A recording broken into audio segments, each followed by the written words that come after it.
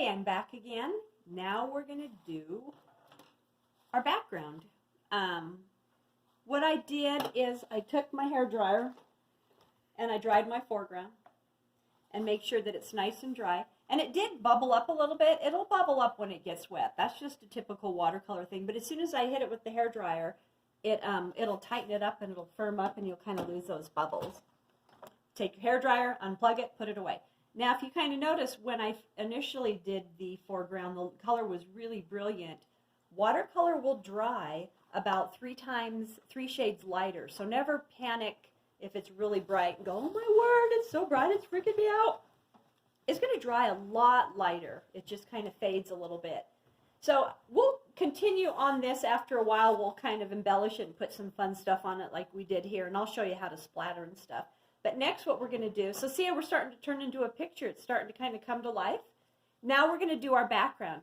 And when I paint, I like to paint in sections. I'm kind of a secular painter. So you don't get yourself in a jam and freak out. I don't know if you've ever done a painting and you've tried to do the whole thing in one step and it just got to be a big muddy mess. I'm going to show you how to do things piece to piece. So if you kind of notice here, we're doing it a portion at a time so that you don't mess up.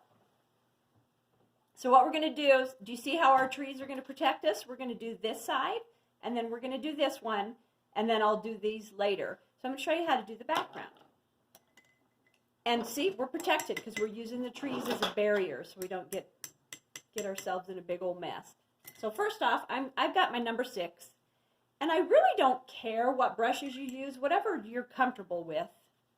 But I kind of like to use a brush to fit the moment, to kind of fit whatever project I'm doing. So right now I'm using some smaller brushes because I'm working on a little painting.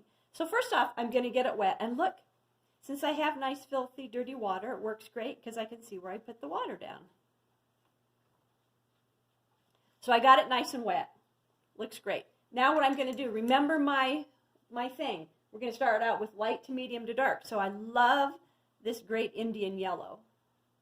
So I'm just going to kind of put it where maybe we've got a little bit of sunlight, or this could be kind of a fall piece where we've got some fall colors kind of shining through. Do you see how I'm just kind of skipping around? And I'm not scrubbing, it's already wet, so it's going to just bleed. That looks great. Next, what I'm going to do, I took the sap green and mixed it with cadmium yellow light, or even if you have any kind of yellow. That's the yellow compared to the Indian yellow. There's the yellow. It's gross, but that's okay. It works. I'm going to do my medium colors. Remember, I always go light, dark, light, dark. So I'm just going to kind of, again, I'm going to be spotty.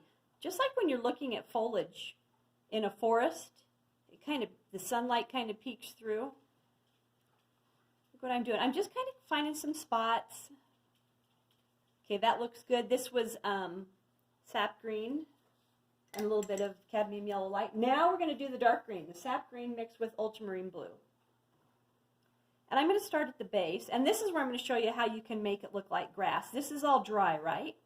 So you can come, and if you feel nervous, get a smaller brush to go up against the grass. But you can kind of go backwards and create.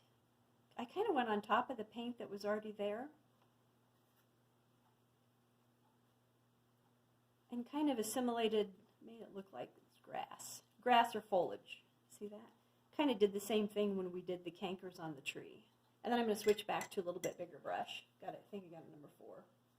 I never know. I either have a 4 or 6 in my hand.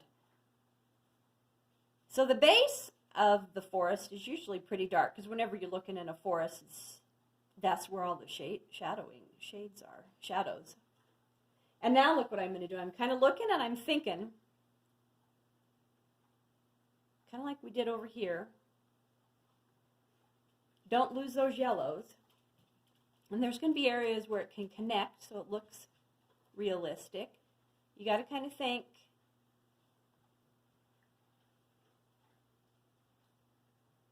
trying not to lose my yellow. Sometimes I get a little overzealous. And I lose them. And here I never freak out if it gets into the tree. I'll show you how you can repair that. And later I can show you how you can fix.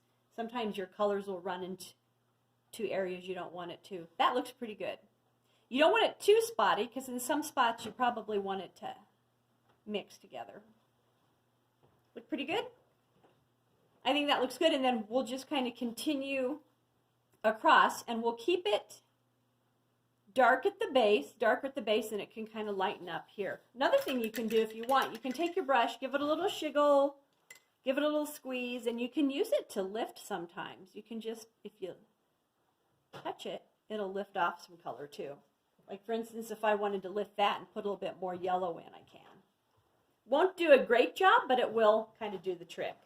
So that's how you're going to kind of do your background. Another thing I wanted to show you too really quickly, I forgot to show you about the paper. This is a watercolor block. If you've got good paper, you're going to have a decent painting. Reason being, you need to have a rough type I like rough watercolor paper that has a bite to it, that has some texture. My favorite paper is Arches. I don't want to lay that. Arches watercolor paper in a block.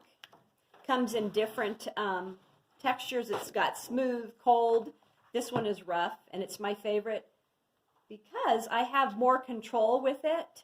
And there's tons of brands out there that you can try.